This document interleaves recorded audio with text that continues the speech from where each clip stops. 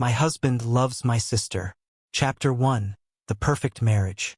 When I married Ethan, I thought I had won life's biggest lottery. He was everything I had dreamed of in a partner. Kind, ambitious, funny in a way that made even my worst days lighter. For 5 years, we built a life together that felt secure, real, and, in my heart, unbreakable. We weren't flashy. Our home in the suburbs wasn't a mansion, but it was filled with love. Ethan would cook me breakfast on Sundays, sing off-key in the shower, and kiss me on the forehead before leaving for work. Every little routine became a thread that wove our marriage tighter. I believed we were unshakable, but life has a cruel sense of humor. Chapter 2. Enter my sister. My sister Emily was the storm to my calm. Growing up, she was always the center of attention. Wild, magnetic, and fearless. While I played safe, Emily took risks. She chased dreams in New York's fast-paced fashion world, while I chose the comfort of a stable life. We had drifted apart over the years, but family is family. So when she called one afternoon, her voice laced with exhaustion and defeat, asking if she could stay with us for a few weeks, I didn't hesitate. Of course, Emily. You're my sister. Come home. Ethan was supportive, as he always was. He smiled, said it would be nice to have some extra energy in the house, and even offered to pick her up from the airport. When Emily arrived, she was still her dazzling self. Hair perfectly styled, makeup effortless, her designer luggage rolling behind her like an accessory. She hugged Ethan first. Maybe that was the first crack, but I ignored it. The first few days were innocent. She filled our quiet dinners with stories from New York, made Ethan laugh with her impressions, and joined him on morning jogs, something I had never done. I brushed it off. They were just getting along. But then, the little things began to change. Chapter 3. The Subtle Changes. It started with glances. Those lingering, silent pauses in their conversations. I would catch Ethan watching her as she talked, his eyes tracing her expressions with a softness that felt too intimate for brother-in-law territory. Ethan, who used to be home by 6, suddenly had late meetings. But when he was home, Emily would be there, waiting with a glass of wine, laughter echoing through the kitchen. They started developing inside jokes I wasn't a part of. One evening, I came home early from work. The house was quiet, but as I walked down the hallway, I heard them in the living room, laughing. Ethan's voice was playful, teasing, a tone I knew intimately, one that used to be reserved for me. When I entered, their expressions shifted. A flicker of awkwardness, a silence that wasn't there before. But I still told myself, it's nothing. You're being paranoid. Except it wasn't nothing. Chapter 4. The Painful Discovery.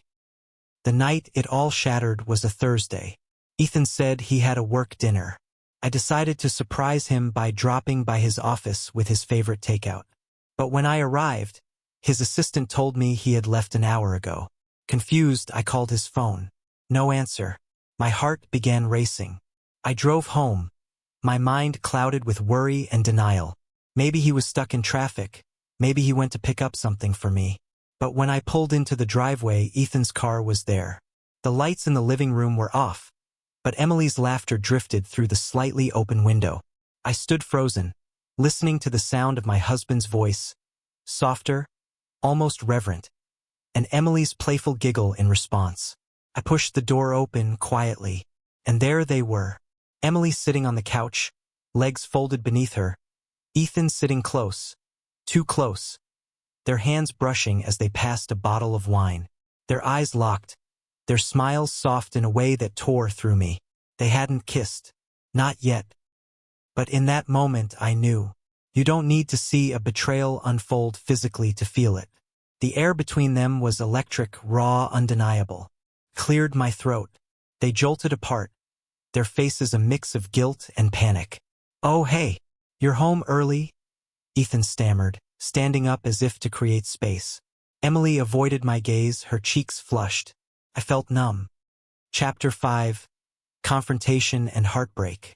Later that night, after Emily had retreated to the guest room, I confronted Ethan. "How long has this been going on?" I asked, my voice trembling but sharp. He didn't deny it. His silence was answer enough. I didn't plan for this to happen, he whispered, his eyes welling up. I love you. But with Emily, it's different. Different. That word sliced through me. I had seen stories like this in movies, read them in articles, but I never thought I'd be the woman standing there, heart in pieces, asking why. I'm your wife, Ethan. She's my sister. How can you even… My voice cracked. Ethan broke down. He claimed it was emotional, that they hadn't crossed any physical boundaries, but in my mind, that didn't matter. The betrayal was already complete. I confronted Emily the next morning. She didn't defend herself. I didn't mean to fall for him, she said, her voice small. I was vulnerable. And he was there. That's the thing about betrayal. It never comes from enemies. Chapter 6. Healing or breaking. The days that followed were a blur. Emily left the house, moving in with a friend temporarily. Ethan and I shared the same space but lived in silence. Every look, every word, felt forced, like we were pretending not to be drowning. I had a choice to make. Fight for a marriage that was already fractured or choose myself and walk away. But love isn't a switch you turn off. It's messy, complicated, and sometimes even self-destructive. Ethan begged for forgiveness. He wanted to make things right. Counseling, space, promises of never seeing Emily again. He was willing to try everything. But could I trust him? Could I trust her? I needed clarity. One evening, I sat across from him at the dining table, the same spot where we had shared countless meals, and I asked, "Do you love her more than me?" He didn't answer, and that silence was my answer. Epilogue: Rebuilding from ashes. I moved out 2 weeks later, not because I wanted to, but because I deserved better. The hardest part was accepting that love isn't always enough to hold people together. Emily and Ethan's connection, whether fleeting or lasting, wasn't my burden to carry. Healing wasn't immediate. Some days I hated them. Other days I hated myself for not seeing it sooner. But slowly, I began reclaiming pieces of myself that had been lost in the shadows of that betrayal.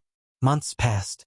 I got a new apartment, new routines, and slowly, a new version of me. Stronger, wiser, unapologetically aware of my worth. One afternoon, I got a letter from Emily. She had moved to another city, ending whatever had sparked between her and Ethan. She wrote about guilt, about how she never wanted to hurt me, and how some mistakes haunt you forever.